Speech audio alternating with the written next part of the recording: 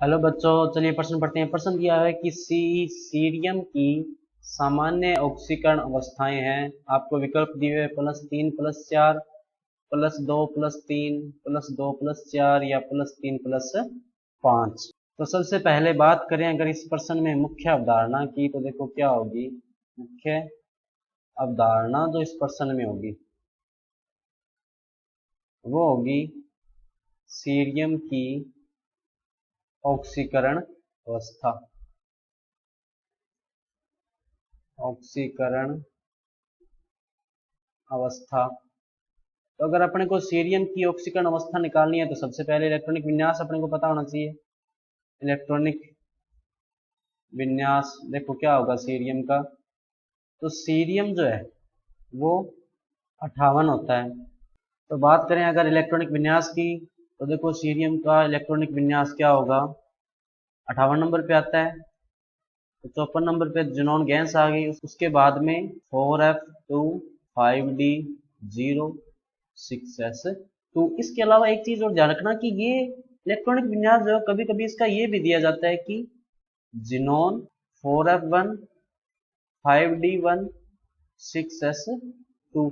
लेकिन ज्यादा सही जो इलेक्ट्रॉनिक विन्यास है वो यही वाला माना जाता है। हालांकि इसको भी कुछ लोग महत्व देते हैं, लेकिन अपने जो नियम है उसके हिसाब से यही इलेक्ट्रॉनिक विन्यास जो है वो सही होगा। अब बात करेंगे इसकी ऑक्सीकरण अवस्था की, तो सीरियम जो +3 ऑक्सीकरण अवस्था भी दर्शाता है और +4 ऑक्सीकरण अवस्था भी दर्शाता है। +3 जो होती है ये तो उसकी चारित्रिक ऑक्सीकरण अवस्था होती है कि ये तो ये दर्शाएगा ये इसकी प्रकृति है। ऑक्सीकरण अवस्था होती है ये इसकी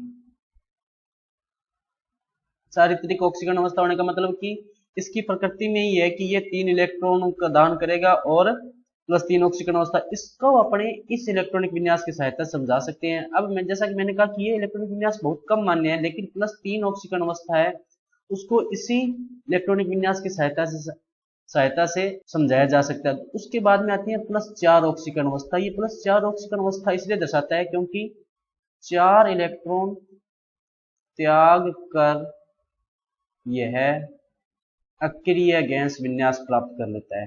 अक्रिय गैस विन्यास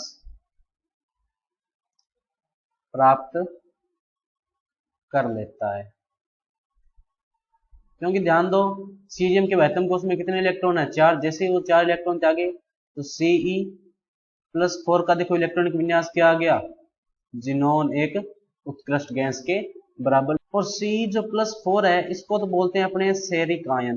सेरिक आयन।